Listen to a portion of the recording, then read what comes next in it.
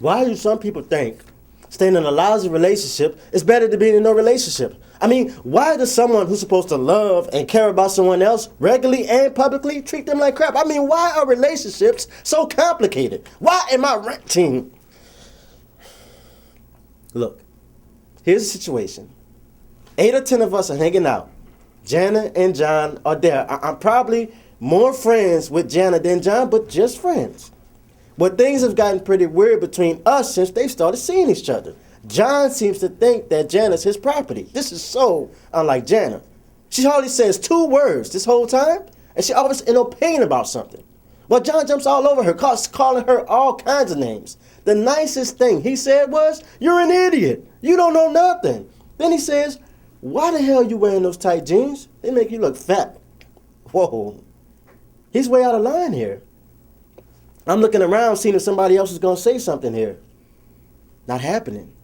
I had to say something. Jana looked like she was ready to die. Look, you're talking trash, John. Jana, don't put up with his lip. But he jumps all over me. He says, "Hey, Mr. Mitchell, man, what do you think you're doing? You hitting on my girlfriend in front of my face?" No, man, look, I just don't think you should be screaming on people, especially your girlfriend. A couple others join in, start calling him crazy, paranoid. Oh, he took that well. Wound up storming off, dragging Jana with him, but after laying down offers to rearrange my face? Whatever, man. Look, I don't want to mess into business that isn't mine, but I'm worried about her.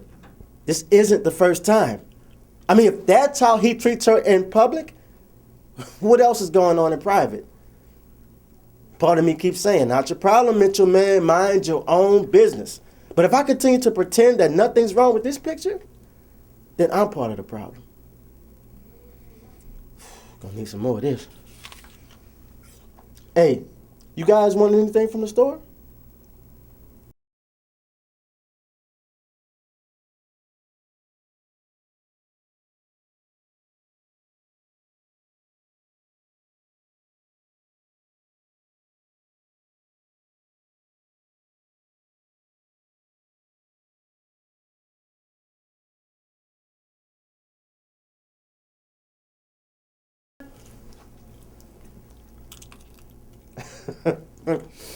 Now I'm just eating because I'm nervous.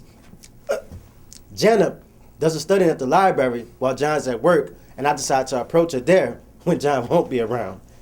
Jana's at a study table. Jana, hi. How you doing? Look, I'm glad I found you because she cuts me off. She says, "I'm studying here and I have lots of work to do over here, but that table over there is free." Okay. A minute or so goes by and she walks over to the water fountain, and on the way back, she drops a note next to me. "Meet me in the 700 stacks in 3 minutes and don't leave when I do and go a different way." What is this, a James Bond movie? Hey, Jana. Hey, Jana. Hey, what's with all this spy me spy stuff? She says John friends reports to him who she talks to because he's jealous of other guys. You know, he's protective that way. In what way isn't he protective? Look, this is abusive. She says John's not abusive. He loves me. He never hit me. This kind of behavior is abusive. Having his friends track down who you talk to is abusive. Not being able to talk to who you want to?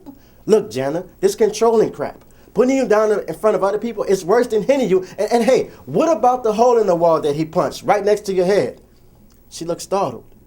But she defended him. She says he always feels terrible later. He doesn't mean it.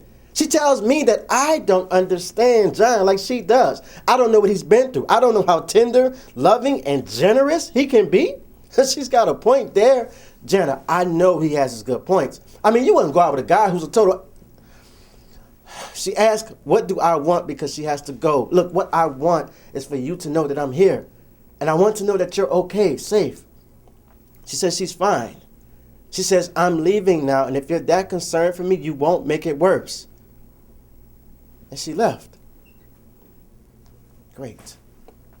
So she knows it can get worse. Great.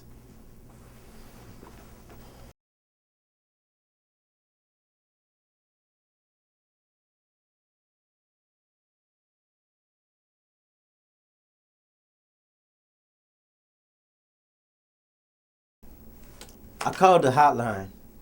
I told them my name was Horatio Felipe Riviere Sebastian III Jr., and they told me right away that this is an anonymous, confidential call, and I didn't need to worry. They talked me through Jana's risk analysis. The risk of if she decides to stay is essentially the same list if she decides to leave. And the bad news is that at most times when Jana's in most physical danger is when she decides to leave. If I could get Jana to call them, I know they can help her set up a safety plan for herself.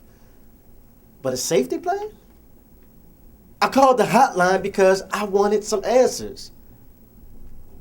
It was good to hear I had been doing some things right, but there's no quick fix. All I can do is speak up when something isn't right. And I can listen to Jana. Give her support, not judge. Just give her time.